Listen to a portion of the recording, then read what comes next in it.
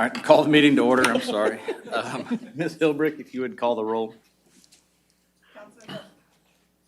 Councilman De La Garza. I'm present.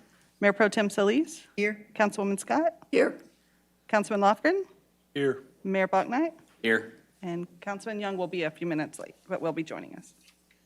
Well, thank you. If everybody please rise for the Pledge of Allegiance and remain standing for a moment of silence. I pledge allegiance To the flag of the United States of America and to the republic for which it stands, one nation, under God, indivisible, with liberty and justice for all. Please remain standing as we prepare our hearts and minds to do the city's business.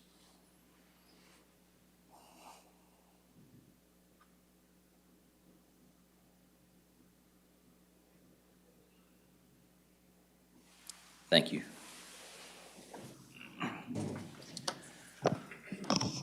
Well, welcome everybody to the special council meeting on August the 31st, 2021.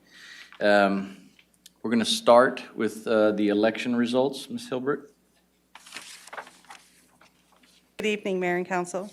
Tonight, Ms. Hill is here to present the official results of the August 21st runoff election. Copies of the results were placed at the dais for each of you. Ms. Hill. Good afternoon. This is from the special runoff election. Precincts counted with 3, registered voters 12,307, ballots cast 1,786. Councilmember District Number 3, Dwayne Crocker 975, Chad Hall 809, and 2 undervotes.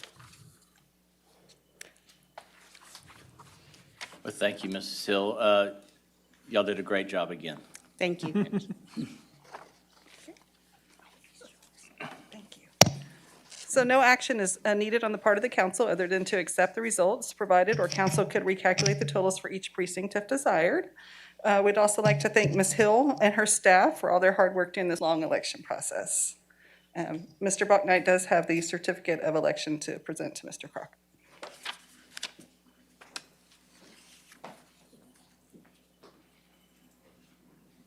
And while they do that, I'll just mention that the swearing in is scheduled to take place next Tuesday. And so we'll take care of that next week. Sounds good. Congratulations.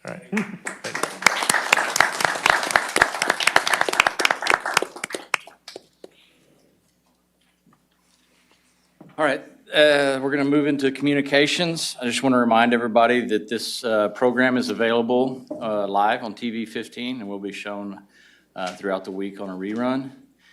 We still have remote access if anybody wants to participate by Zoom. You can go to victoriatx.zoom.us/J/444573113, or you can pull up the agenda and the link is in there. And with that, we're going to go into public and employee recognitions. Good afternoon, Mayor and Council. We do not have any recognition scheduled for this evening. Okay. Well, thank you. Items from council. I have one item listed that I had specifically on there. Is there anything else before I hit it? No? Okay. Well, I want to thank you, a big thank you to everyone that sent me and the other council members feedback on the proposed animal control ordinance. It's a true pleasure, really, to see the amount of community engagement. Because of all the great feedback, the city and the Animal Control Department will hold two joint town halls to work with the community to get the ordinance crafted correctly. These town hall meetings are going to be held at the Community Center Annex. The first one will be held on Tuesday, September 14th at 6:30 p.m. And the second one will be Thursday, September 16th, 6:30 p.m. Animal control officers and the city prosecutor will take comments and provide information about the proposed ordinance. City attorney will be there to moderate discussion. Additionally, we set up a survey for citizens, and you can find that at victoriatx.gov. Look in the news stories. There's one labeled Citizen Survey. There's 12 questions, multiple choice and open response. and survey is going to be open until September 17th.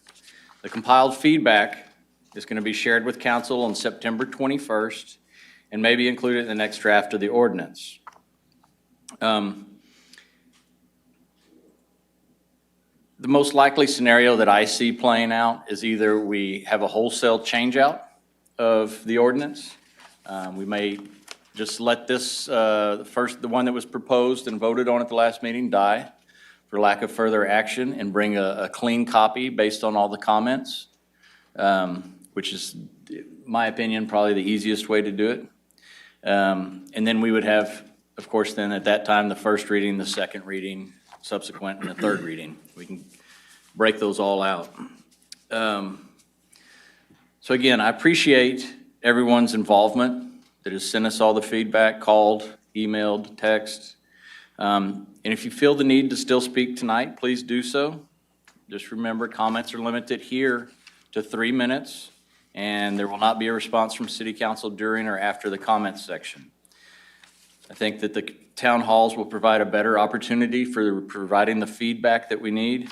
And if you still want to speak tonight, feel free to do it. It is your time to speak to us. The ordinance is not on tonight's agenda, so there will be no discussion or votes pertaining to it from the council this evening. And I just want to say, I don't see this process different than I do in the State House. You know, they have a first reading that's a bill to introduce on the House floor. It gets sent to a committee. We had our first reading.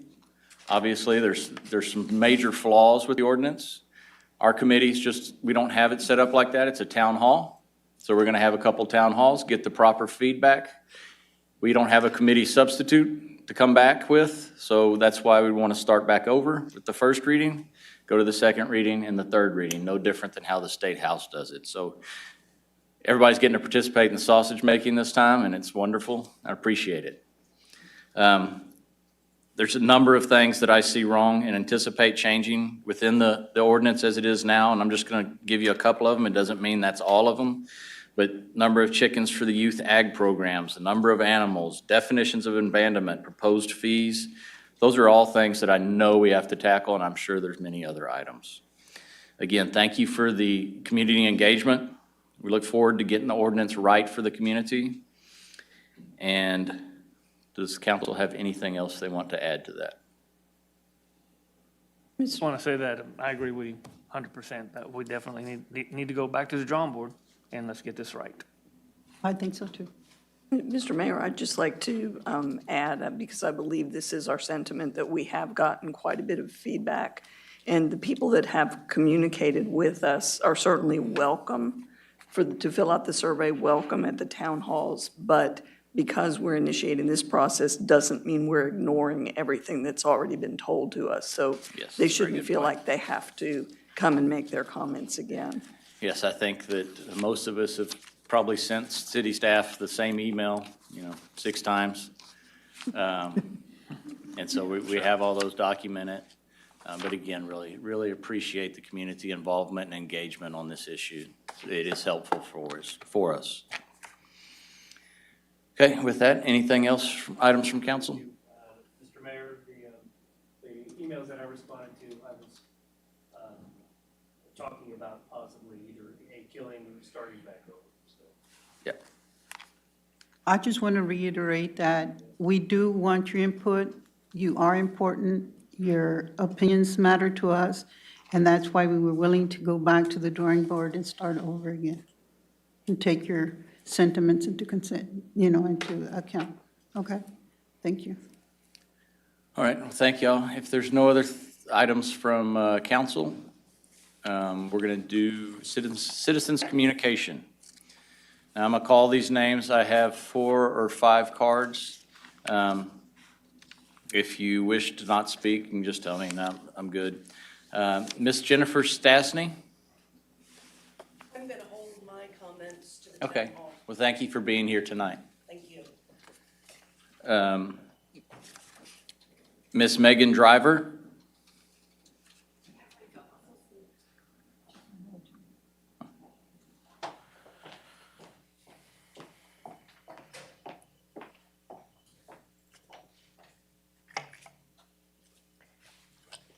Hello, my name is Megan Driver.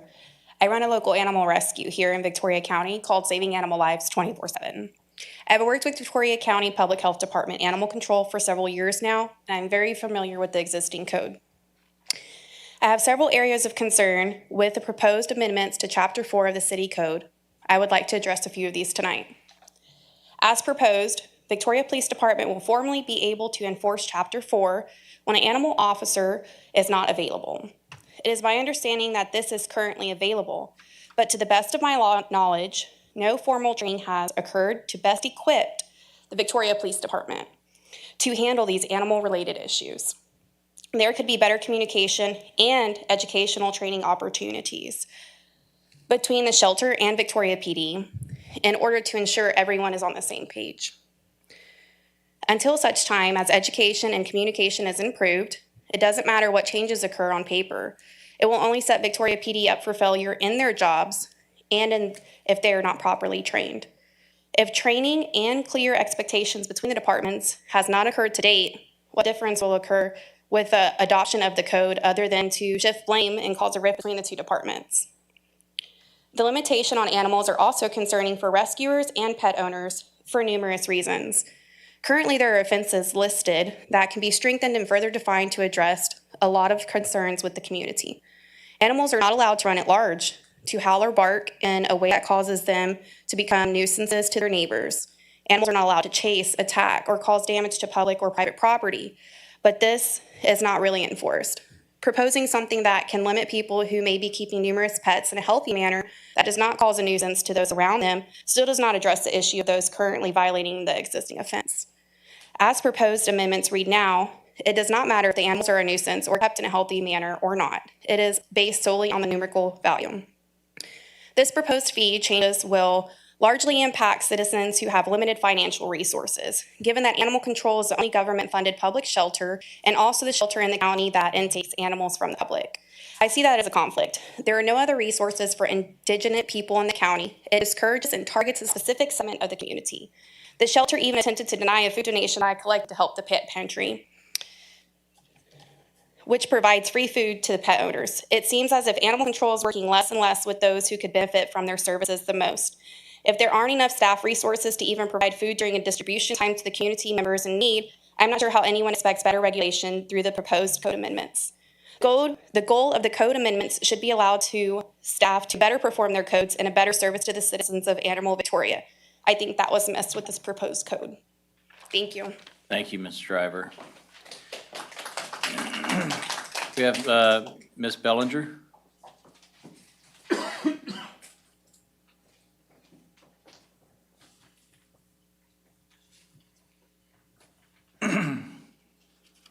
Hello, thank you for having us here today to voice our concerns. I am a volunteer with Victoria Trap, Neuter, and Return program. I foster for them and work with all the vets with like Adopt a Pet, Dr. Cochran, at Acres of Animals, and whoever else I need to use as a vet, and help with our animals. I'm concerned for the number of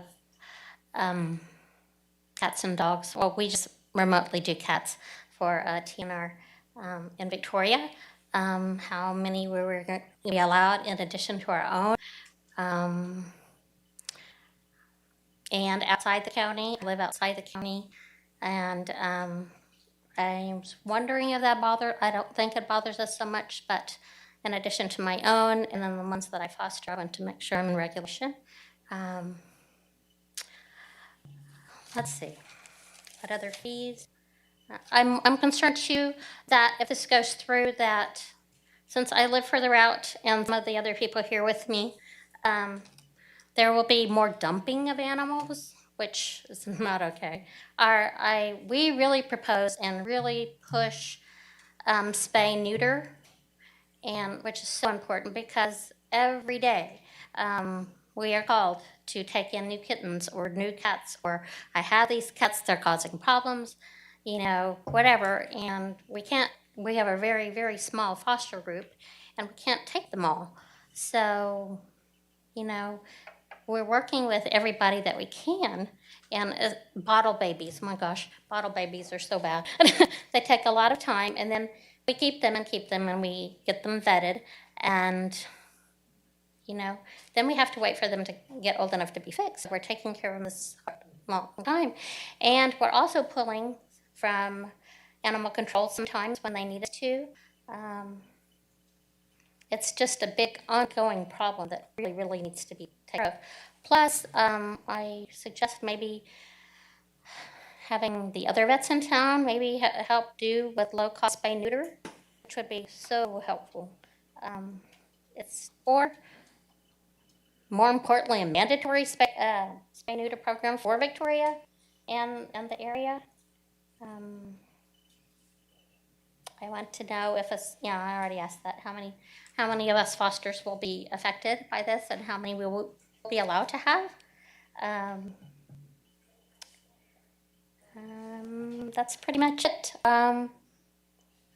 Thank So you, Ms. if you Bellinger. could- Thank you for your volunteerism and your passion. I Appreciate absolutely it. love it.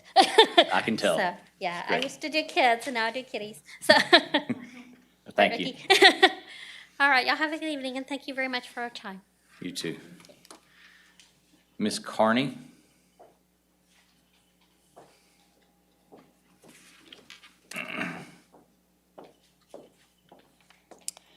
All right, good evening. My name is Kristen Carney. I'm the Director of Saving Animal Lives 24/7.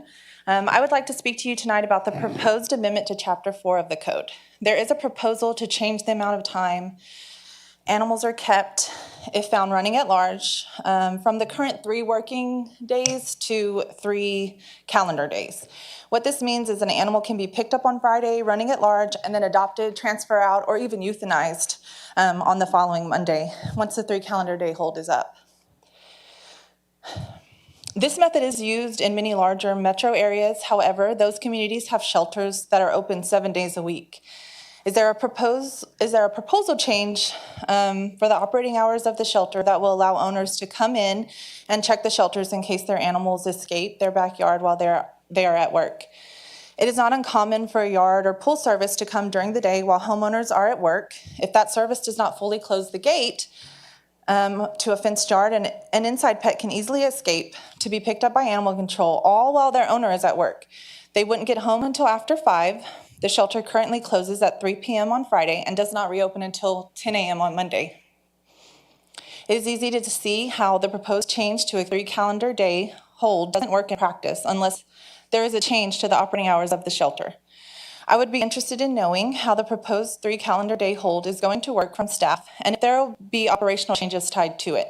I also think it would be beneficial to know which communities are looked at for this change and how the shelters operate.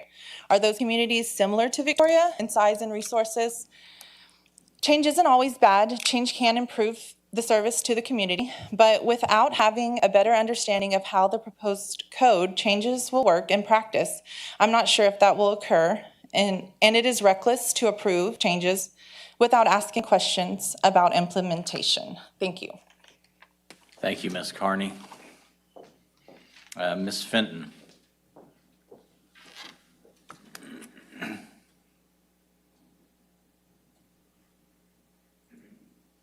Hi, yes, sir. I'm Julie Fenton. I actually live over there on Bottom, and where the old animal control used to be was right there. Well, for some reason, people just continue to leave animals there knowing that there's not a shelter there. Well, me and my parents have lived there for already over 30 years, and my grandparents as well. We fostered, I don't know how many cats, dogs. My dad even had a number up to 25 at one point. He's called many times. Animal control refuses to pick them up. Well, after so many times of calling, my dad just says, you know what, we'll keep them, we'll take care of them. Sorry. Well, my question would be, what would happen if technically we're not really a foster home, but we are now, but I choose to have that many animals. I don't ask for help. I pay for all their food, all their medical bills. I'm a welder, and my husband's an insurance agent. I can completely provide for mine. I choose to have as many. They're all in great health. They're all in a loving home. I'm not complaining, but I do understand there are many people out there, for instance. I have about two neighbors who live like literally right next to me. They have tons of chickens, tons of ducks, everything. They let them run wild. They're everywhere. They do not feed them, do not water them, anything. That one's understandable. People like that do need to be held accountable. But people like me, I don't see, you know what I mean? Like, why would I have to give them up when I choose not to, nor am I complaining? But I do understand that something does have to be done about the pet owners who do not tend to their animals. And other than that, I would have to say there are many times where, I want to say about a month ago, I actually called the police department.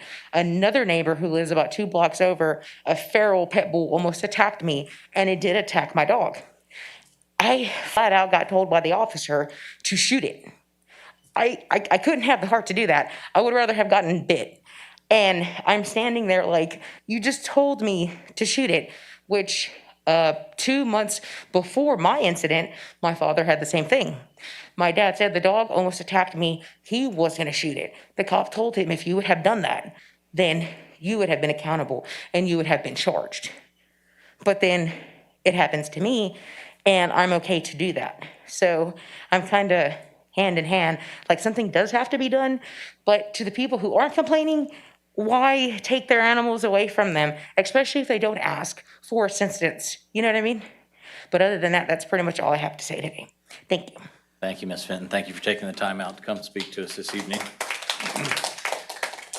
That's all the cards that I have. I just want to make sure that there's no one else, and I don't want you to feel like you didn't have a chance to speak tonight if you want to. Seeing no one, then we're going to close citizens' communication. Thank you all for being here tonight. And, Mayor, I just want to double check if there was anybody online. Yeah, He's sorry. shaking his head. Okay, great.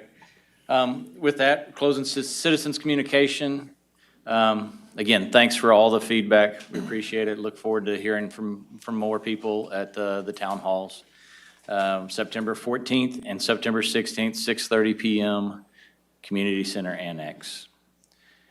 City manager report. We're going to go ahead and do the update on BootFest first so that Dr. McNeil, he's here if we have any medical questions that we need answered, and be here for a resource. And Yes, Mr. Ferrell's coming right in right now. Yeah, duties as assigned, he's been helping. He does have a few slides simply to provide an update on where we are with BootFest and what's gone into it and just what would happen if we have to cancel the event. So, Darrek? Good evening, Mayor and Council. Thank you very much for giving us some time to talk through this and really being willing to sort of deliberate on this with us. It's been something we've talked about for a couple of months and more heavily so for a couple of weeks as situations and conditions have changed throughout council. Is that better? You hear me a little easier if I take my mask off at the microphone? Real quickly, our situation is this, and tonight as I frame everything, I want you to know that I'm going to do my best to frame everything with straight facts and just what's out there in front of us and ignore any opinions, rhetoric, or any of those other things, right? Just giving you the facts that we as staff have been reviewing. We have planned a BootFest lineup, a full weekend, an activity that we've all been looking forward to. At the same time, we're seeing the numbers of COVID in Victoria County at or near the spikes that we saw at the peak of the pandemic last summer. We have several concerns that we're working through and talking through. The first concern obviously being health and safety. Second being staffing. The weekend itself usually takes about 700 bodies to work that space, that whole weekend, right? Typically 300 to 400 of those have been volunteers. We would expect, as part of these concerns, that volunteering is probably going to reach an all-time low, either because people are concerned about exposure or they're burned out from dealing with exposure, supply chain shortages, all the different things that we've seen, winter freezes, those kinds of things. They're burned out from all of that, right? So I don't know that volunteering is going to be at the top of anyone's list to do. And any of that 700 number gap comes up, we have to augment that with staff. But staff may or may not be willing to put themselves in that position either. And so those are conversations we'll have to have that we haven't had yet because we wanted to have this conversation with you all to see where we head, right? We don't intend at the moment to tell staff that you must work this, but we'll ask for staff to work that time as well. So attendance, we also have some concern that the event itself may see lower than normal attendance for the same reasons that we would see lower than normal volunteering. The concern there is how does that affect the perception or the quality of the event itself when fewer people attend, fewer people enjoy it, right? Fewer people attend, it is safer from the pandemic side, but it may not get the positive press or the positive image that we'd like it to have, right? It may not be enjoyed to the full potential of the event. And then finally, timing and cost, and I'll get into some of that in a moment, but we have to make decisions sooner than later in order to avoid spending money that we would not get back. So I'm going to talk a little bit about what we've done in terms of layout. We've made a few changes in trying to make practical application in our planning to minimize the risk of exposure for folks that attend. One, in obvious situations, is making masks available, making it available. Can't require them, but making those resources available. We've put on here, you can see on the screen, little guitars in the circle. There are 4 performance areas, and those will be spread with different timing for events so that people aren't congregating on a single performance area at one time, right? All the activities be in outdoor spaces, so things like the VIP center and other things to be in enclosed space. We'll minimize the use of those space to the extent possible so that everyone's in an open environment. And finally, the scheduling of activities will go alongside with keeping with controlling the flow of people, right? So we set activities so people are in one area or another area or ride them between areas of interest. In terms of cost, if we make a decision, let's say that we decide to cancel BootFest.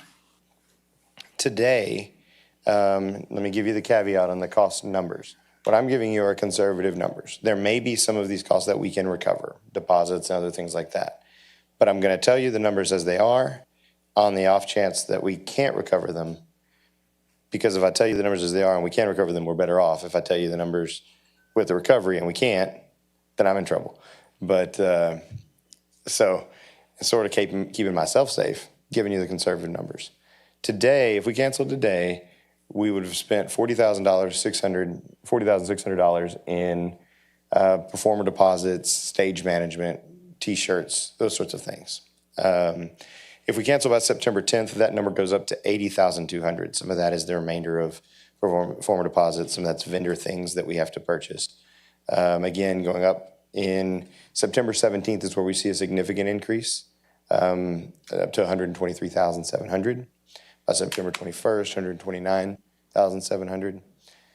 September 24th, $143,457. And then if we cancel at the last minute, a week or so before, right, or a few days before, then we would be out $157,000 for an event that wouldn't happen. So that's why the timing and everything makes sense. The other reason the timing makes sense and is critical to us, right, is that BootFest is also put on with the generous donations from community sponsors.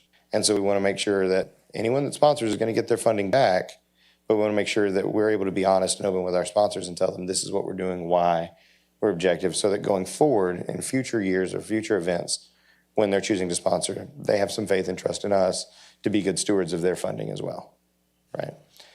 So we have been tracking several surrounding events. Our CVB staff, Joel, has been in touch with the event organizers for each of these events. All of the 5 events that we've been tracking surrounding us are planning to proceed just as planned. So as of now, there are several local events that are happening in September. I'm going to bring these up because of 2 reasons. One, some of them have made changes. The Children's Museum altered their gala. They reduced their tickets to half the price and made it a drive-through event as opposed to the indoor event. Wild About Wine at the Zoo, still an in-person event, proceeding as normal. There's a motorcycle cannonball run event that'll be happening September 24th, the same night as the Wild About Wine. But that event, it starts, I think, in Portland, Maine, and then heads down to South Padre Island, right? So they're in multiple cities across the entire month of September. So I bring these events up for a couple of reasons. One, there are a few other events that you can probably all think of. We have the Downtown Art Walk. We have different other events that are also good examples of the same thing. Is just a selection. But these events will be indicators of one of two things, right? If something negative happens after these events, that's an indicator of what we can expect for BootFest. If nothing happens, if people have the events, enjoy them, and we see no escalation and no change in numbers, that may be an indication of what we can expect as well, right? And so it's also probably an indication of attendance with what we can expect. If these events see normal attendance, we may see normal attendance at BootFest. If they see lower than normal attendance, we would expect those same things. We're very lucky to have a network of tourism partners that are open to talking to us about these things. And so we're happy to plan with those folks. Sorry, excuse me. With all of that said, you know the situation, you know some of our concerns. And as staff, we're just happy to have the opportunity to have the conversation with you and look for any guidance you may be willing to give, or any thoughts, even if it's not do it or don't do it, any thoughts you see that we don't yet. And then I do have Dr. McNeil. I don't know if there's anything you want to add, or if you have specific questions for Dr. McNeil. I don't know that he can tell you do it or don't do it, but he may have questions related to the medical side of things that I just don't know. No, we're not going to ask Dr. McNeil that. Thank you, Mr. Ferrell. So my concerns on it are, I'm worried about the staffing side of it. I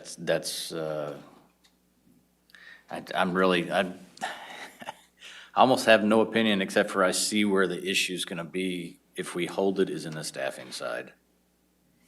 And I'm kind of torn on which way to go otherwise. And if I can add just a brief comment to that, we're speaking in holistic terms, right, of the staff that works the event. But as it relates to public safety personnel, police, EMS that work the event, in those specific instances, at that point, it's more of a requirement to work the event versus an optional kind of volunteer to work it. And as I've shared with you in our recent one-on-ones, there's already a high, what's the right word? There's already a high demand just based off of the calls that both police and fire are dealing with. And so there would be a concern on our side with police and fire on potentially just trying to find and fill in those shifts because they themselves are burnt out from having to work with the vacancies and some of the other COVID impacts. These are obviously all things that we can work through. But I would agree with Mayor Bauknight that the staffing part out of all of these elements is probably the one that is the most concerning to us. The same is true of solid waste and what may happen in the event of an exposure. Not necessarily contraction or transmission, but exposure may sideline folks and deter from normal operations after the event. Typically, and maybe this is for Mr. Reyna, this event, we know it's a cost to the city every year. Once we go through the income and expenses, what is that average, if you will, expense after all said and done? The loss? Yes, sir, but How much? magnitude, About 100. 75? I say 100,000, easy. 100,000. I don't think we should do it for all the reasons listed, not just staffing, health and safety, attendance. It's just not the right time to be doing it. I'm sorry. I wish it wasn't. I wish we could do it. But I really don't think we should do BootFest this year.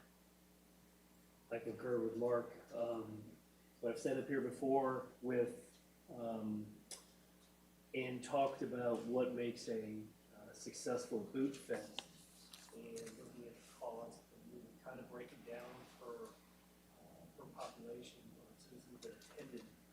And there used to be a low number. That number is continuing to rise, and I see this as going to be a large cost per attendant. So are we throwing a large party for a very small population to enjoy? It sounds nice, but I don't think that that is the idea of BootFest and what we should be striving for. I applaud the concept. So much of it is outside, which in theory means that we could be distanced, but it's a social event, and it loses the fun of it when everybody has to, stay this far away from everybody else. And I'm especially persuaded, looking at the numbers, the dollars, that the sooner we make this decision, the smarter we are. And I think my only question, we talked a long time ago about that the contracts would have a clause that we would be able to terminate, which sounded ludicrous at the time because we thought surely, this will be a thing of the past. But I want to applaud staff because I'm sure that is in the contracts, which allows us to have this discussion with the numbers of expense as low as they are. I assume that's the case, Mr. Gooch? Yes, ma'am. I was reaching to turn on my microphone to confirm for you that that was something we ensured was put into the contracts after last year's event. And my staff and I were just looking at all of the performer contracts this week to confirm that they all do include a good force majeure clause. So I have to, sadly, but I have to agree with the two gentlemen before me. Mr. Gooch, the first number that you have on there, Mr. Ferrell, for the 40,000, you said that some of it could be recaptured, or that's all gone? It's very likely that some of that could be recaptured. Those Okay. are mostly performer deposits. Okay, It just depends on, a number of factors, right, with the force majeure clause. It was a lot easier last year when there was a governor's order that said you can't do it, right? And so now we rely on those contracts. Most of the folks have been understanding when we've talked to them. Joel's had the same conversations with the organizers. okay, So I don't think it's fully 40,600, okay. but I don't want to tell you less than that if it's not. Okay, well, that's good. Well, I agree that we should cancel it. There's too many factors that's going to impact the participation, the bottom figures, and, the health and safety, and mainly for our staff. I'm concerned that, we already have some that are out, and then, we're going to increase it, and then we're going to really be straining our current staff in all departments. Ms. Solis, I want to further echo what Mr. Ferrell said about the performance contracts and recovering that money. I think he's speaking very cautiously, deliberately. And I want to be very clear that, we do have force majeure clauses in our contracts, and what he said about it being clearer last year when the governor was putting orders in place makes it much clearer that that falls under the force majeure clause as opposed to the cancellation clause of those contracts. And so the reason he's speaking carefully when he says that is because those are going to be one-on-one individual conversations under each of those contracts about how that plays out. And even though we have made sure that there are force majeure clauses in there, because of the circumstances, it's not a cut and dry situation. I concur. All right. Well, there's Pretty- that. pretty We clear. actually didn't even come into the conversation thinking we were going to get, this specific guidance, but we're obviously very appreciative of it because it definitely helps us figure out how to proceed next. Well, before we leave this item, because you've done so much work on this, would you go back to the picture of the layout? Is that something that you're considering in the future, or was that just considered for COVID? We actually found a number of improvements to the layout. For instance, when I first got here, you might have never seen BootFest, right? We've planned two of them, two awesome ones, if I could, and they didn't happen. But I'm so glad I came to my first one. Yeah. but so I had conversations. For instance, I sit on the Children's Museum board, and so I had conversations about, guys, why aren't you more engaged with BootFest in the children's area? They said, well, it's on the hot concrete. There's not much we can do with kids over there. And so Joel and his team worked to move the children's corral, the kids' corral, to De Leon Plaza. And in terms of that scheduling and staffing I talked about, there was like a cornhole tournament that was kind of in the same area. And so it works people around each other as opposed to crowding people up in one space. So there are a number of improvements. The multiple stages, by putting them in proximity to other businesses, if the downtown businesses choose to participate, we're putting people at their front door. And so the best thing about the exercises we've done is we believe we've improved the event I've never seen. But, It gives us some opportunity to reimagine it, right, as we go forward. the resurrection of BootFest in 2022 might be totally different, might be named different, might be just totally different. Give you an opportunity to look at it. It might be hard to resurrect it as it was in 2019.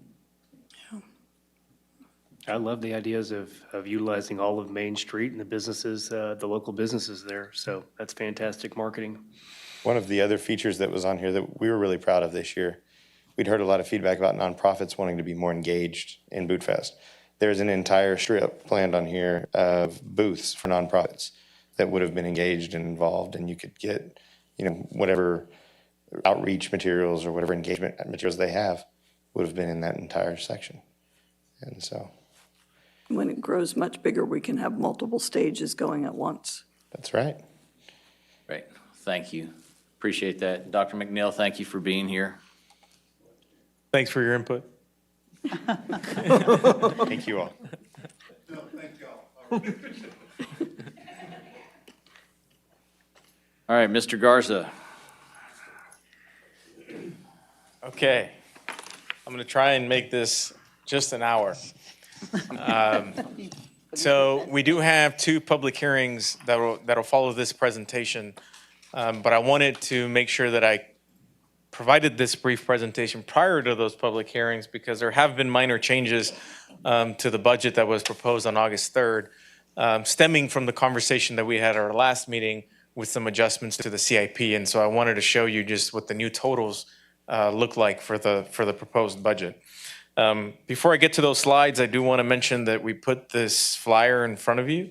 This is our official proposed budget highlights flyer that after council adopts the budget, it'll convert into an adopted budget flyer.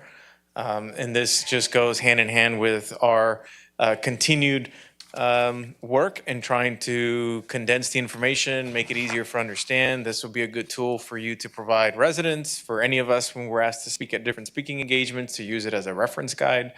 You'll notice that it has information, of course, about our overall budget, the general fund, sales tax, property tax, CIP, since obviously that's always a big part of our budget, and a little bit of our strategy with the Rescue Act funds, as well as our compensation program, which of course was a big investment in the fiscal year 22 budget. With that, I'm going to take the same approach that I took on August 3rd and just hitting on the things that have changed. So on August 3rd, we proposed a $166 million budget, and so that is now a $171 million budget, and I will hit on what's changed. So you may recall from our CIP conversation that we talked about investing more funds. I shouldn't say investing more funds, investing some funds into some of the tourism-related facilities that we have, and so that's the $750,000 that you see there. And I'll go through them here in a couple more slides, but that's really the difference. Of course, there was a fire station project, and we had to add the Twin 90s drainage project as an example. And you can kind of see them a tad more clearly here. The $750,000, as I mentioned, fire station project.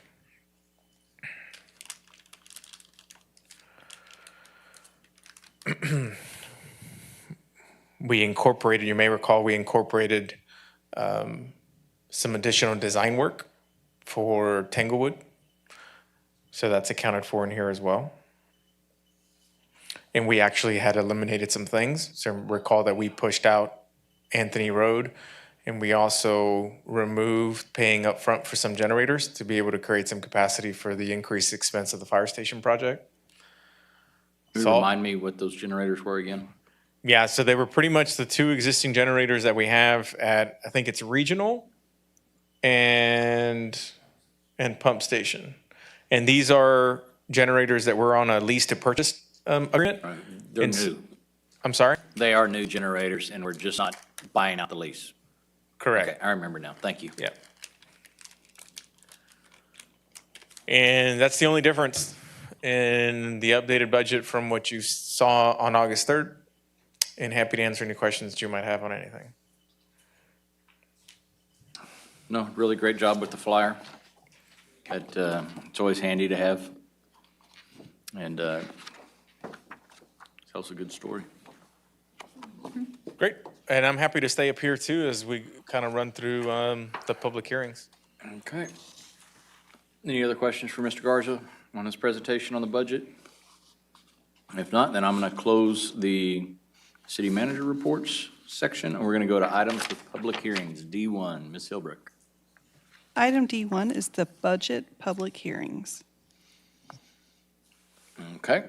No presentation, we just had it, and I'm going to open this item D1 up for a public hearing. Anybody wishing to speak on the proposed budget, please step forward to the microphone. Seeing no one, we will close the public hearing and go to item D2. Item D2 is the public hearing on the 2021-2022 City of Victoria tax rate. Okay, we're going to open a public hearing on this, but I want to remind everybody that the proposed tax rate is going to be 0.5882, right? Yes, sir, which is a decrease of close to 2.3 cents. Yes. So anybody wishing to speak on the proposed City of Victoria tax rate, please step forward. Seeing no one rise up, we will close the public hearing and move to action items for council discussion. Item E1. Item E1 is an ordinance approving and adopting a budget for fiscal year beginning on October 1st, 2021 in the total amount of $171,254,369. Thank you. No presentation with this. We already had it, so we just need to entertain a motion. I move we adopt E1. We have a couple motions and a second. You got those, Ms. Hilbert? Is there any discussion on it? I just want to say thank you to staff. I know this is a long, arduous process. Enjoy the new tool that y'all have, the OpenGov. Very helpful. I know Mark can give us all lessons on exactly where everything is. But thank you.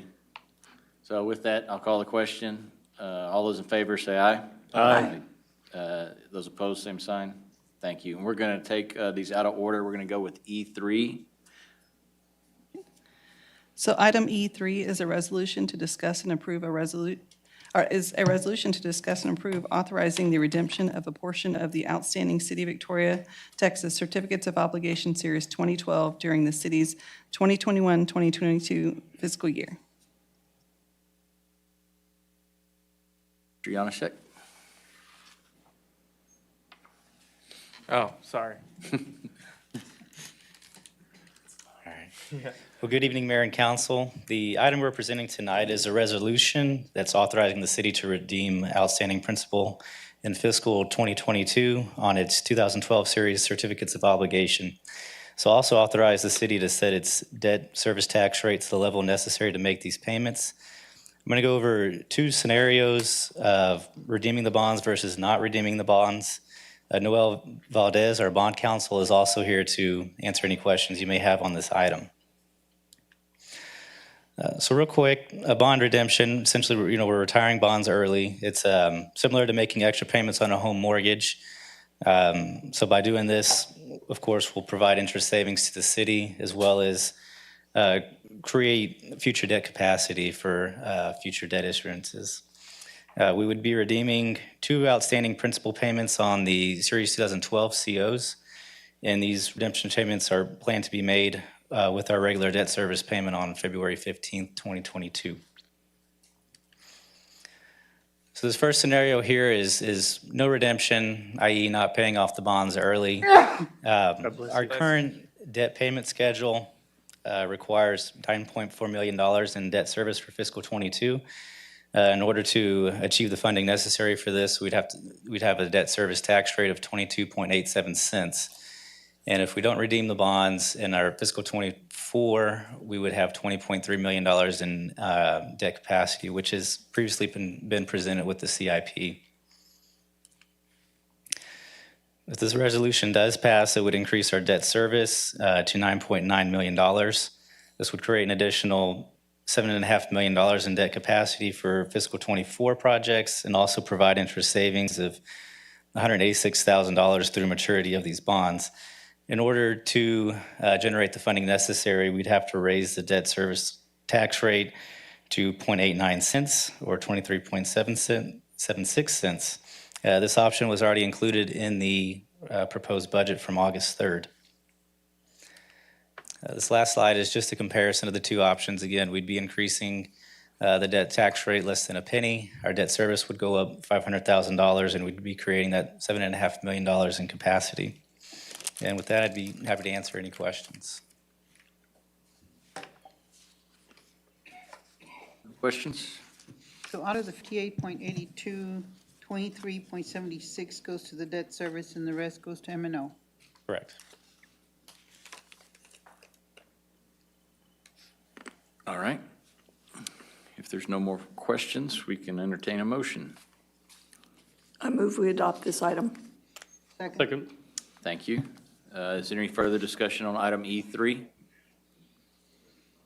Hearing none, I'll call the question. All those in favor, say aye. Aye. Those opposed, same sign. Motion carries. Item E2, and I want to remind everybody to pay attention to the yellow piece of paper. If anybody cares to make a motion, we need it in that specific language.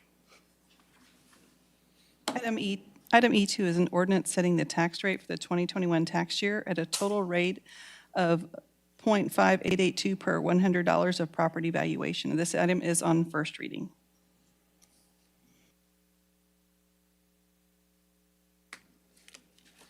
All right, I'll read it. Okay. I move that the property tax rate be increased by the adoption of a tax rate of 0.5882, which is effectively a 4.07% increase in the tax rate. Second. Is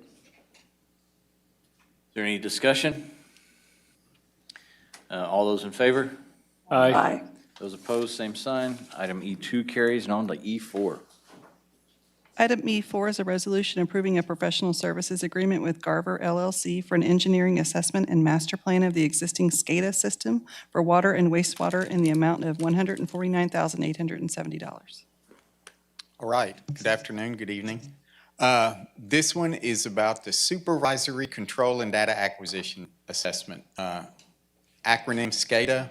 And I want to start off first by saying the company that we're selecting was on our pre-approval list. Again, we talked about that at sales tax. And this is a company that we've reviewed in the past and put on our kind of our master engineering list to do engineering services for us. What we want to do is do a condition assessment of the existing equipment. And basically, the SCADA equipment includes the water plants, includes the wastewater plant, includes the water towers, includes the lift stations. It's all encompassing, and we want to do a condition assessment of what we have already. Next, they do a field investigation of the components, and that's again at all those locations. They have computer parts with them. They have our network system. They'll look at our programming, and then they'll provide us a master plan report. Key components is, again, they'll look at the surface water plant, the elevated towers, and what they're going to do is look at 2 towers. They don't want to look at all of them right now because of the cost, but they'll look at 2 that are a general idea of what they can look at other towers and how they're connect. Again, look at a couple of the water wells, look at the pump stations which we have, look at the regional wastewater plant, the Odom wastewater plant, and then again, we have 17 lift stations. Look at the 4 major lift stations, again, for connectivity, size of it, and distance for it. The next part is they'll look at the master plan will include existing equipment replacement due to age and condition. Our SCADA system was built when the water plant was built. We've done some upgrades, some improvements to it, but generally it's as old as that. We need to get up to current information, get current with the data that's out there and the data that we can acquire. The more data we can get, the better off we are during emergencies and just operational. Equipment additions required for the SCADA functionality, control features, standardization. Again, we want to try to get all of these combined together so that If the water plant needs to look at the wastewater plant for whatever reason, they can do that. Everyone can look at each other's. Open architecture, capability, future expansion, and then unification again of these into a single platform of water and wastewater. Timeline is project kickoff October. November, they'd come in to do the condition assessment. November again, condition assessment, just to make sure we reiterate that. March, the master plan submittal, and then April is the presentation to city council and staff. And I'll entertain any questions. We're excited about this. It's long overdue, and this gets us on the first step so that we can develop then a CIP project to get this upgraded and get the city in the 21st century. And I just want to briefly remind council, what even led us to this. Let's not forget that the freeze provided the opportunity for us to realize that we need a more modern SCADA system. The SCADA system with the water plant is over 20 years old. It's the original SCADA system when the water plant was built in '99. And I've shared with you my experience with a more modern SCADA in Kingsville and the fact that ours needs to be upgraded. You may or may not be familiar with the fact that even currently, the SCADA system for the water and the wastewater treatment plants is not the same. Correct. And so what we would be looking at doing is not only modernizing our SCADA system, but having everything under the same SCADA system so that we can have full control and capabilities of managing the water and wastewater system in a timely, effective manner. This is one of the projects that was also identified as a potential project for the Rescue Plan Act funds. And so we hope that obviously within the next 6 to 7 months, we'll have the information to have a more robust conversation with you about how to spend the remaining balance of those funds, because we already know going into this that this is going to cost us millions of dollars to upgrade. It's just a matter of to what extent and how we want it, and how we choose to phase it out, and things of that sort. So we're excited for it because we think it's going to be a huge upgrade, and it's truly going to help us manage situations in the future. Is this going to allow someone sitting at one station then to be able to monitor both water treatment and wastewater treatment? Yes. Thank you. Mr. Gill, our aquifer storage and recovery well, the ASR, is that included in our SCADA system, or should it be, or will it be? Yes and yes. That's one of the wells that we're going to look at. We Well, wanted that's to what I- include that one because it's got so many unique features. But yes, it will be. That was kind of going to be my question to you, and I decided that that would be a better, safer way to answer, No, or it's- to ask it than to say. It's in there. "Isn't That one's important. All of them are important, but that one especially is unique. And is the other one the you. one that backfeeds the river during times of drought? The other one is 21, which we use to supplement our water system. But the other ones, I think the ones you're talking about is when we do the water exchange. Those Yeah. are, they'll be included.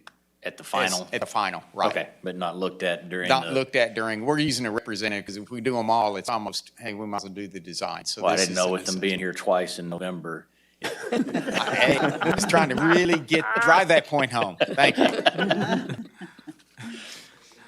At least I read through the thing during it and I made sure. Thanks, Mr. Gill. All right, thank you. Is there a motion for E4? Yes. I was just going to add that the funds to pay for this are coming from the Rescue Plan Act funds.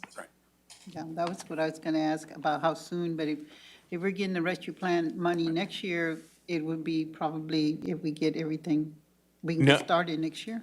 No, this starts now because recall that we received half of our Rescue Plan Act funds this past May, or June, actually. And so this is coming from. Oh, you're talking about the funding for right now? Yeah, this is Okay. coming from the money that we already have in the bank. Okay, yeah. So there's no need to wait.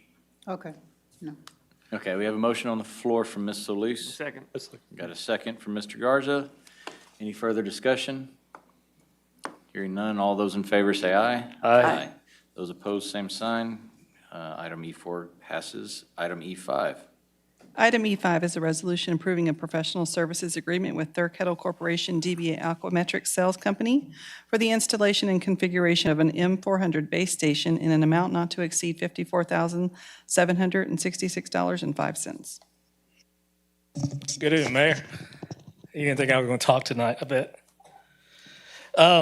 Real quick, before I have James get up here and talk about Resolution E5, which is requesting installing an additional AMR base station, I want to give council a brief update on the AMR system project status. As you're aware, Mr. Garza brought up, we had a winter and we evaluate the system since then and want to bring council up to date since what's have gone on.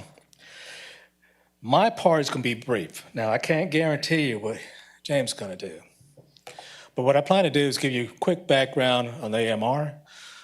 I want to identify some of the deficiencies that we came across. I'm also going to talk about the project scopes that we develop as a staff.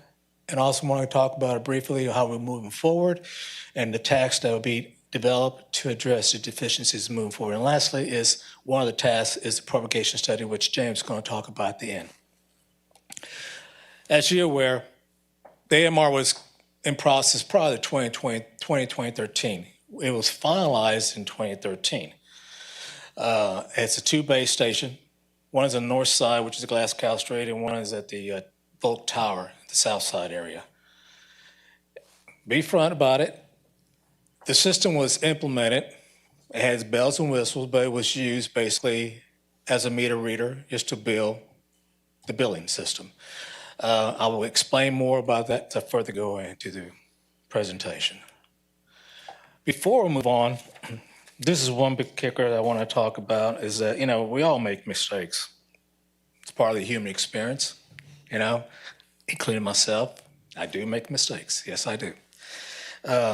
But the best thing about it, you need to learn from them, grow from them, and move forward. You don't want to repeat them again. So with that said, in order to figure out what the deficiencies with the AMR was, I like to do what, everybody knows, the 5 Ws. What took place? Where did it happen? What happened? Why did it happen? What's it about? Well, where did it happen? Well, as you well know, the UBO and Public Works operation. When it happened? Well, it happened in February, the winter freeze. Not to say it could have happened prior to that, but the winter freeze brought it to the surface. What happened? Well, point blank, the AMR system was not used effectively. The system itself was perfect. The operation of the system was failed. Why? Lack of training. Lack of knowledge of the system. I was surprised of it too as well. Lack of having an emergency operation plan, which baffles my mind because, we have plans established for the water operation, sewer operation. Well, UBO was not part of the gig or what? Also, the maintenance and replacement of these equipment. As you well know, it's going to be 10 years. They need to be replaced within a given time frame. We do have a maintenance program, but it's always been reactive, not proactive. So we want to change that scale. So as a result of these efficiencies, staff came up with the scope of the project. We want to make sure that the technology is up to date, first of all. It's effectively collecting the data, water consumptions, diagnostic of the system, the meter status, because believe it, it does give signals if a meter is good or bad or is in stagnant or whatever. I'll get to that point in a minute. Excuse me. The other operation, effectively, we want to do some training, heavy training, annual training. We also want to get a proactive maintenance and replacement program. That's going to be part of the next year's CIP as well. To give you a heads up, because we do want to replace some of these meters over the next 5 years. We do want to implement an emergency operation plan, which is in process right now. We also want to implement an AMR marketing campaign program. We want to tell people the benefits of the system, how they can use it, how they can monitor their own water usage. And maybe they can tell when they have a leak, especially after a freeze. But bottom line, overall, I think everybody, we walked away from this meeting is that UBO is more than just a billing and a collection system. It's integrated with the whole system itself. It's part of the wheel of the whole operation. That wheel goes out, guess what? Everything goes out. I don't care how perfect maintenance program you have. So moving forward, these are the tasks that we came up with. First, of course, we'll have staff training. That's a primary. They're listed out here, but in the past several months, we've been having training. IT has training, has training, and Public Works. Not at the first time was this all together, but now individuals have their own training. The census data, right, company, will come down and modify the training to your needs. So, of course, IT has different needs, Public Works has different needs, UBO will have different needs. So we want to curtail to the actual operation itself. So that's a primary. We also want to identify the modules, which we have. In other words, it does have alert system, believe it or not. It sends emails out to people to let you know when something's wrong. Emergency events. It has a GIS mapping system as well. All 22,000 meters are mapped in a GIS, and we know where they're at, and we know which one goes bad. On top of that, we also want to do a proactive AMR operation maintenance deal. We want to look at automatic meters. Is it effective to go and buy some of these automatic meters, meaning that they shut off on automatically? We've looked into it, but there's a difference. They go up to a certain size, about 1/2 inch. We need a little bigger for the big industrial type of deal, but we're still going to look into that item. We also want to look at the type of meters we're buying, reevaluate them. We also, and this is very, I think staff know I've been harping on this a lot, but we have a public work meter tech position. We also have UBO meter reader positions. To me, we need to integrate this somehow. So when these folks go out there and touch that meter, you touch it one time. You don't have the techs go out, touch it one time, then the readers go out. Come on. So let's be more efficient about it. How can we do some synergy here? We're going to look into that. And the biggest part here, we want to integrate the census data that's collected from these meters into the new work order system, which will help facilitate the work order system for the staff in progress. Make sense? Ken has a list of items. Oh, Ken, do you mind? That will tell council what has transpired in the past 2-3 months, correct? Correct. Have at it. Back again. Some of the things we've done is on your meter lid, you'll notice that there's a plastic, we call it a disc. And what we found is those discs sit above the metal or the plastic lid just a little bit. It's got a little lip on it. And part of our issues is when that gets knocked off, the battery that's underneath the lid that's hanging on by that disc falls down and the antennas can't pick it up. So we're changing our lids, and they're going to be blue colored like water, to have a recessed puck is basically what I call it. So that as you're mowing the yard, you're weed eating, somebody kicks it, it's not gonna have that kickoff. That's one big thing. As Gilbert mentioned, we're cross-training our group so that they're working with UBO during emergencies or whatever, that we have our public works staff, our administration staff, they're taking training classes on the AMR and the portals. We purchased a new test bench last year with your approval. That's allowing us to test more meters at one time, check them for their accuracy, and then get on a regular high-level schedule maintenance program and replacement program. Again, we're cross-training our public works techs with the meter readers and the meter techs, so we only have to go out one time. Gilbert's right. That going back and forth thing gets old for us, gets old for them, and realistically, it's a problem sometimes with the public. Then as we want to do a meter replacement program. So these were all installed one shot in 1999, one done, and give credit, that company did a really good job for what they did, but now it's time to start replacing those meters, replacing the batteries and things. And then once we start doing that meter replacement, one thing we want to do that we've talked about, if we're replacing meter, let's go ahead and put a cutoff for all the citizens so that they know that if they need to cut the water off to their house, they don't have to call the city. They don't have to open the box and try to find, they got a cutoff. It's right there. Boom. We can help them when they call, say, I got a meter leak or I got a water leak in my house. How do I shut off the water? Go to your meter. It's right next to it. And then once we get to new antennas installed, identify, investigate, the meters that are unread. And I'll stop right there because I could keep going. Thank you, Ken. Thank you, Ken. Muchas gracias. I know you will. Thank you. But one of the biggest item that I think Ken, I know he wanted to mention is that UBO had the software. Now this software can be pushed out to the various people who actually need to use it other than just the billing side of it. So that's critical. The other part, which I think is vital, is we need to develop an emergency plan process operation for the UBO side, because we need to be prepared next time we have a freeze, or how we're going to deal with a conservation, for example. But anyway, we need to identify staff who's going to receive the alert. The system will send out alert out to who's identified through email, text, and whatever the case. It was sending out texts, emails, but the person's not here, so. It was just sending the stuff out during the winter. It was working, just that it wasn't the right email.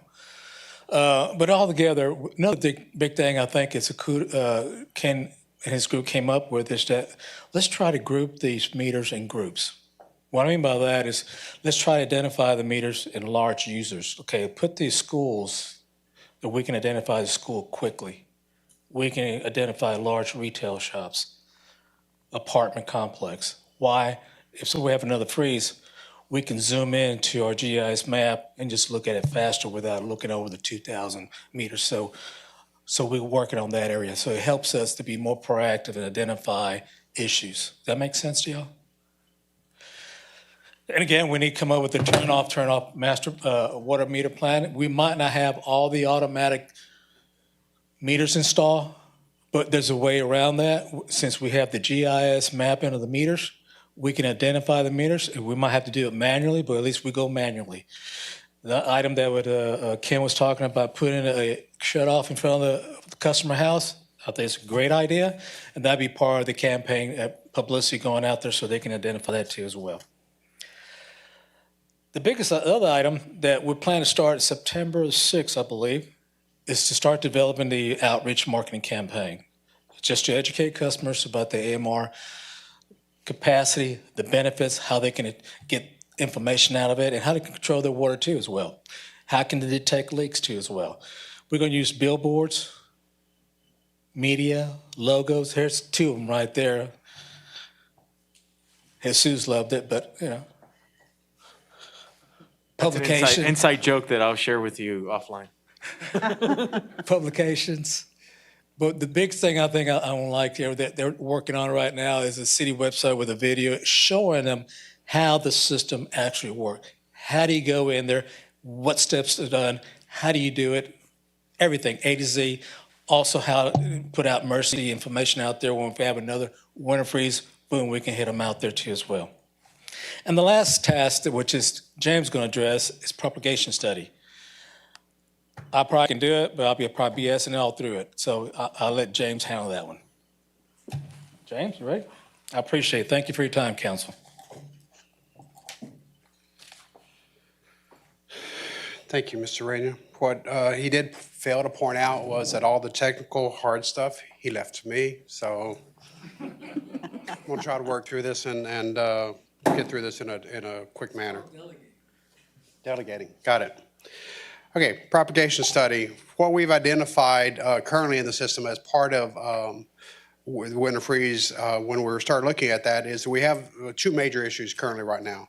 Obviously, the number of daily reads that the meters are providing are not adequate for precise usage and consumption reports. So if a customer wants to know, I watered my lawn last night, how much water did I consume?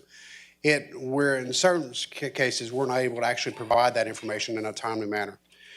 And that's also limited to basically based upon the number of devices with two-way coverage is very limited.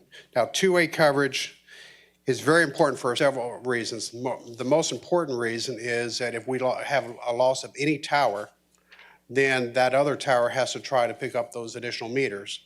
And we've found, and I'll show you in a couple of slides later, that that wasn't necessarily the case that we can do that. Also, we were as we looked more and more into the data, we also determined that heavier sustained rainfall also affected the meter reads.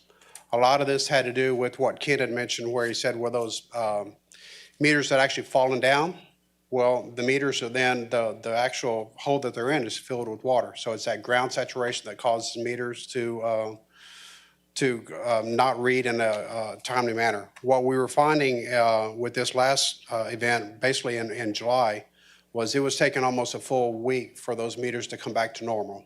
And I'll show you these in some other slides. Just because our raindrops are too big? Absolutely.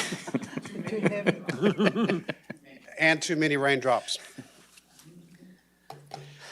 Okay, this dashboard is the operator dashboard. This dashboard is what UBO, Public Works, this is what they see when they're able to look at the meters. I'm gonna go into the definitions of the meters in some other slides, but I really want to show, and I brought this up as far as July 9th. July 9th was what we called a perfect storm. We had 6 continuous days of rain.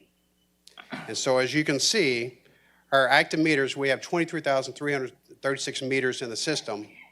Stale and almost stale equaled out to be 8,872 meter reads. And then when we add the no reads, that ended up to be over 43% of our meters were not able to be read in a timely manner.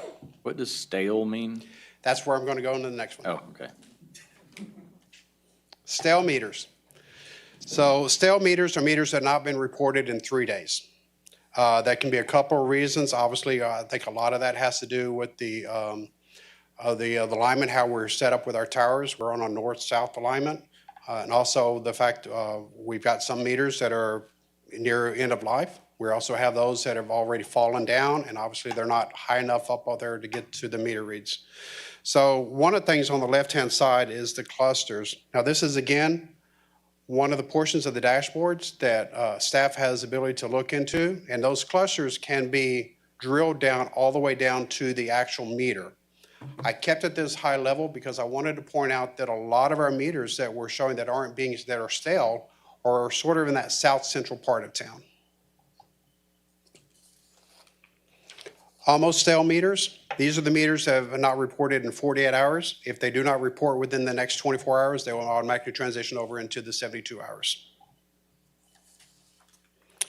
And then we have the no reads available.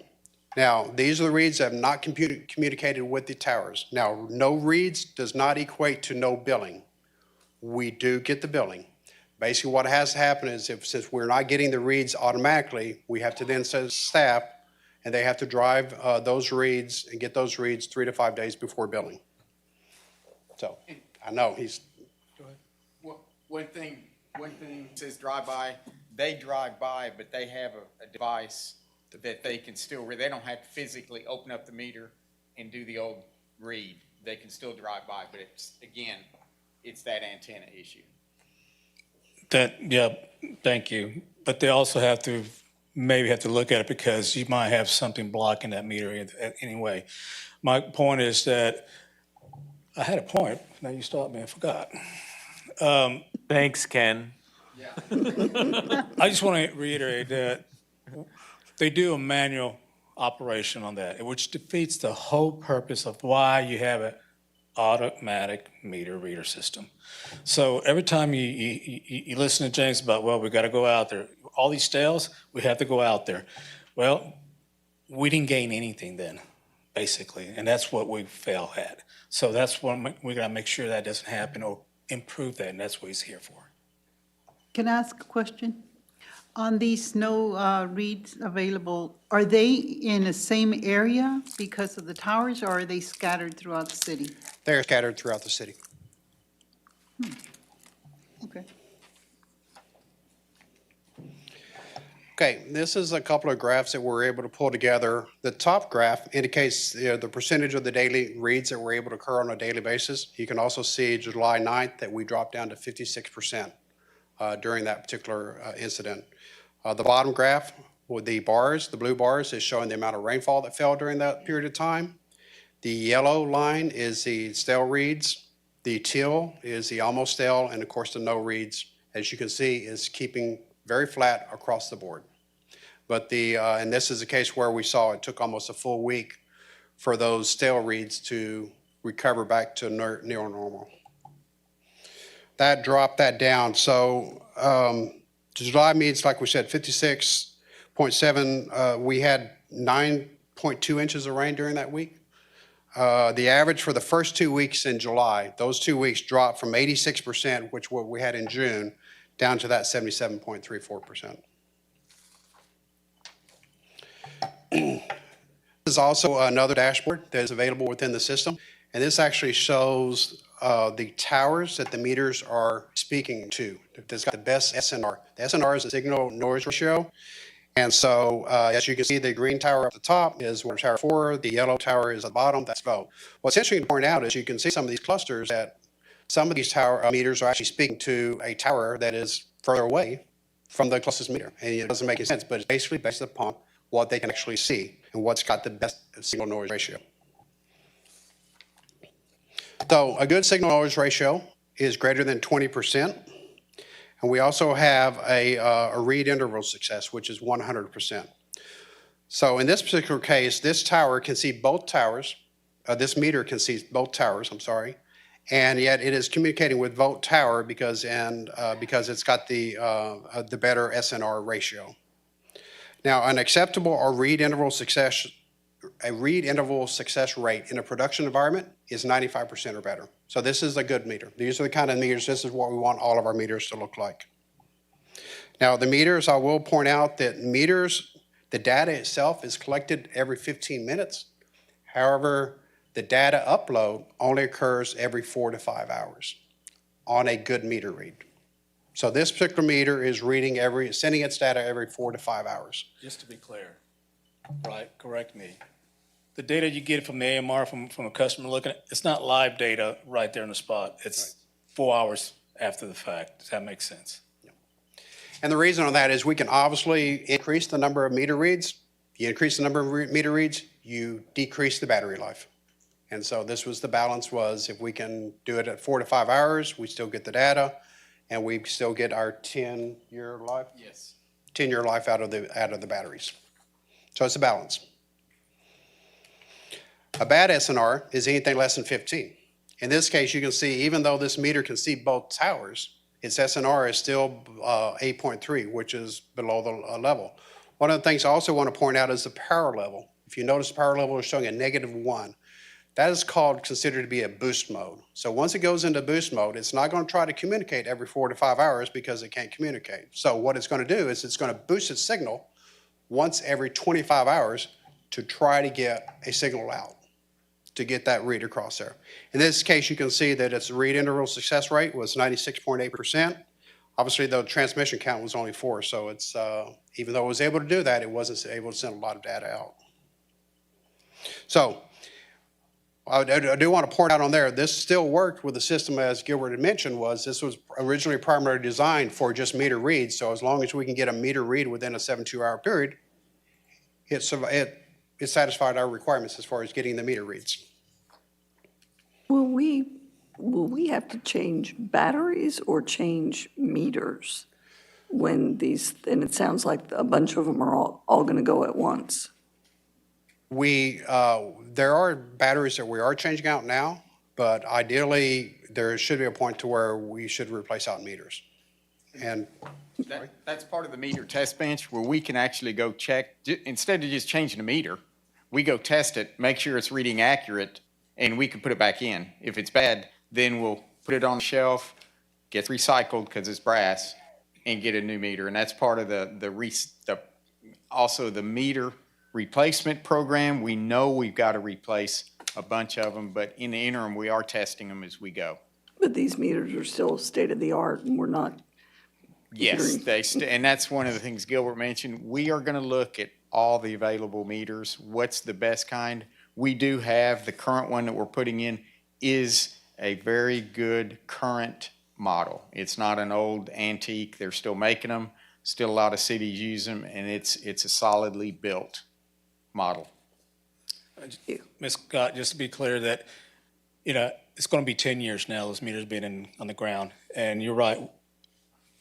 We don't expect this meters all of a sudden, here comes the 11th year, it's out, and it's not going to be like that. Just that, but at this time and point, it's very crucial for us to have that replacement program now. Next year, we're going to try to do the replacement over the 23,000 over the next 5 years. So after you replace the 5 years, then you're going to have, then you can be spaced out eventually, then you can continue in a more normal fashion. Right now, we implement them all one time, which kind of you learn from your lesson, but still, we're still good from an equipment standpoint.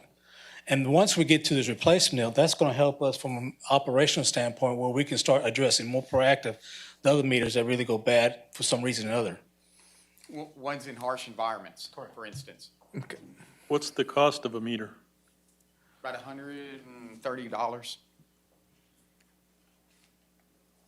The ones we use. Yeah. Okay. All right, go on. Okay, again, you can see our read interval success rate was 0% on this one. So again, with the two base stations, we are seeing that we have limited overlapping coverage. And so we have to then do the dispatch to roll out those staff to be able to read those meters. And then, of course, we have the inability to provide those adequate meter reads for our customer in a timely manner.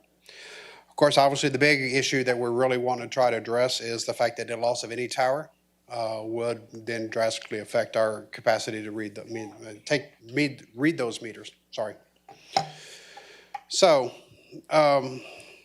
this is when we talk about the two-way coverage and one-way coverage. So this was a meter coverage as of August 13th. And so I want to talk a little bit about a propagation study. And so basically, it's just a simulation of the type of coverage a radio should be able to receive based upon the antennas it's talking to, and that's based upon the type of antenna and also the height of the antenna. The goal, obviously, is to have a significant portion of the meters to have two-way coverage, which increases the likelihood of successful meter reads. And we did, as part of a propagation study, we asked census to come out and when they do the propagation study, they automatically have to do it's called a tower recertification process. So they came out in June and recertified both towers. Part of the recertification process is that they actually have to go in and they do what's called a line sweep and this is from the equipment that's in the tower itself all the way up to the antenna, going through the cable to make sure that all the cabling's good, there's no issues on there. June, we passed certification. So everything was good. They came across with a propagation study. One of the things that we identified, though, was that we were having issues, and I'll talk about this later on but we were having issues with our meter reads, and we kept seeing that our meter reads were still not as high as it should be. So we came back and when they did their propagation study, what they had was our current solution, or our solution we had two omnidirectional antennas on both sides of the town. An omnidirectional is 360 degrees, so it can send a signal out both ways. On the Vogt road, it didn't make any sense to have an omnidirectional antenna where there's nothing behind Vogt. There's no meters behind Vogt. So what we opted them to do was said, let's go in and look at what it would take to replace the antenna, going with a sectional antenna, 120 degrees, so a lot of the signal strength to go forward. And so they did that propagation. They had to redo another propagation study. It just so happened to come out during July, that week of July 9th. They came out, I believe, July 5th and did that recertification on that tower sweep, and Vogt Tower failed completely. I mean, it did not even pass on there. And so what we identified from there is that we had a bad antenna on that particular one that was causing the issues with the meter reads that we saw on July 9th. We did replace those out. Those were replaced out last Friday. We did put the sectional on Vogt, and then we'll show what these reads are. But here, what we can see here on the August 13th, the one-way coverage was 51%, and it's roughly about the same, 20% off of Vogt, 31% off of Tower 4. So now this is the meter reads as of August 28th, and you can see now we've dramatically increased our capability. So the number of stills and our number of almost stills have dramatically dropped from that July 9th meter read of 8,872. We've dropped it down to 580. Now, that's great, but it still did not increase our two-way meter coverage as much as we would like to see that. He definitely decreased it. And it went down from that 51% to 35%. But we're still seeing one-way coverage, and this is what we're trying to address with the addition of a third base station. This third base station would also be located on Tower 1, which is off of West Street, which is right outside the park, is where that's going to be doing. Okay, and then I just wanted to get a little bit of historical data, and we can just go through this other, but this is just January 1 to August 28th.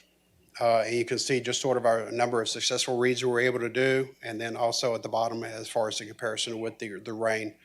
Now, the one read that we have was on the May 7th. That was not weather related. That was actually a networking issue that we identified an issue, and so that what brought that drop down to 54.3%. But the July 9th was at 56.71%, and as you can see, it still took, it's a little hard to see off of there, but it still took a while for that to recover. So that our average reads for that was for this year currently is 87.44%. This is also showing you the reads that happened during February. So that you can see that even though we had the freeze, we were still able to get reads. We probably weren't getting much data on the reads, but we were getting reads from all the meters. So we had a good read, almost 90% on the reads. And then just go back to a year prior to that, you can see there we're at 91%, 91.58% on our meter reads. You can also show that we had parts where when we did have rainfall, we did have stale meter reads that were occurring, but instead of 1 week, we were able to recover those reads within 2 to 3 days. Is what that's occurring. Why would there have been a drop from last year? Why would there have been a drop in read percentage from last year? From last year? Again, remember this also, these reads took into account that we had a damaged antenna. So what we were able to determine was that we're thinking in April, we had some equipment go bad. Our lights at Vote Road went bad, and of course it was a lightning storm. The reads were still coming through, so we didn't think there was anything wrong with the antenna. And so once we did the recertification and the lines, we were then identified, that antenna is bad. So that skewed the numbers. Okay, let's get to the end, James. Yes, sir. So again, this is their propagation study. It's a two-way. They're basically saying that currently we should have a 95% two-way coverage. And if we go with a 3-tower meter coverage, we can go to 99%. I don't anticipate that we're going to be getting that kind of increase on that part. It would be great if we could, but I really think it will definitely increase that up to that probably 95% that we could expect. So obviously we can put the additional tower 1, increase our two-way coverage, increase our daily meter reads. So, and just finally as a recap, we're going to start working on programs with leak detection management. We're going to add additional devices for pressure monitoring that are, instead of relying just strictly on SCADA data. We're going to research which meters would benefit from remote connects, disconnects. We're going to account for unbilled water. And then a more customer engagement about the capabilities of the system. And then begin developing the replacement cycle for the meters over a 5-year period. And then continue with staff training. And that is it. I'll take any questions. I'll just want to briefly make a statement because I want to commend Gilbert for really kind of taking the lead and working with James and Ken on finding a solution to this challenge. Because as you all know, over the years, there's been a lot of confusion behind the capabilities of the system. And so unfortunately, it took the winter freeze event to kind of have all this stuff kind of creep up. And Gilbert has done a great job in working with James and Ken, really finding a solution to ensure that we have an AMR system that truly is more resilient and more dependable and really, quite frankly, more efficient and helps us be more proactive. So I just want to commend them for really taking this specific project very seriously because even though it's taken this long for you to get this detailed update, there's been a lot of work behind the scenes since the freeze to get to this point. And so I just want to commend them for their work on this matter. Thank you all. Thank you. You talked about public communication, public involvement, public training. Will there be more information available to the public? I know that now we can get notices when we're using more water than we've scheduled and so forth, but will there be more information? Yes, ma'am, there will be more. I wish Allison and her crew was here, but I think they're out on a conference right now. Yeah, real quick. So her question is the capabilities of the software. It's the same system.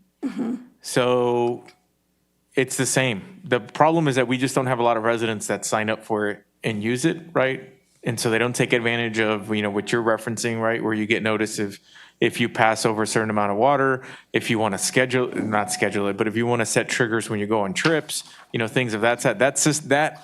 That system's not changing, but our strategy is having more people sign up. And having more people sign up and know the capabilities of the system and be educated on how they can use those tools. All right, thank you. Thank you. When we get to read more meters that have traditionally not been read because they couldn't be captured from the towers, what are you going to do if there's a huge discrepancy on where the meter is versus how they've been billed? So if the numbers don't line up, so I know. Yeah, so there would be probably two scenarios, right? There'd probably be a scenario which is probably the most likely because in instances where there can't be a read, staff takes a very conservative approach to that billing. And so what's likely to happen is that, the bill is going to come in higher. And so we'll send it with a note saying, hey, you've been paying less, for the last few months and it's time to pay what you've been paying. I say that, cheek and tongue as they say, but those are the situations that I think you're referring to. Tongue in cheek, did I say that backwards? Tongue in cheek. Cheek and tongue, you said. Cheek and tongue in cheek, tongue, We were. Yeah. whatever. So I think those are the situations that you're referring to, right? For instance, there's a constituent in my district that have a feeling that may not be read because every month the bill's exactly the same to the penny. It's being read. It could be the minimum that he's paying, but it is being read. Give me the address and we'll verify it. But the billing part, as Gilbert mentioned, is consistent. We are getting the reads. Okay, so we don't have to worry about, you've been underpaying for the last 5 years absolutely and now not. you owe $10,000. No, we go out there. Or the city owes you $10,000 because you've overpaid for the last 5 No, years. absolutely not. We go out there and we manually read it, but it's picked up on the system itself. But no, there's not a situation like that. We haven't read a meter for months and stuff like that. No. As a matter of fact, I want to make sure we walk away with the understanding that the UBO manager and their staff looks at this data. If they don't have all billing ready to go, they automatically will hit the road and go get the meters read. They don't wait for the information to come in. So those meters are actually read through the system, downloaded, but all is manually, semi-manually, because you use the computer to pick up the census now instead of the tower. But no, there should not be a situation where you read a meter and all of a sudden we misread it, nothing like that. No, sir. Okay. Thank you for that clarification. Any other questions for staff? If not, let's entertain a motion. Will we approve item D5? E5. E5. A second. Thank you. We have a motion and a second. Is there any further discussion? Hearing none, all those in favor say aye. Aye. Those opposed, same sign. E5 passes. And that concludes our regular meeting. Do we have an executive session this evening? Yes, sir. Very Okay. short one. All right, so at this time, 6:41, we will go into executive session and whatever language you need to say. The city council will recess into executive session on the 31st day of August, 2021 at 6:41 PM. The subject matter of the executive session deliberation is as follows. Executive session in accordance with Texas Government Code 551.072 to deliberate the purchase, exchange, lease, or value of real property interest due to the fact that deliberation in an open meeting would have a detrimental effect on the position of the city in negotiations with a third party.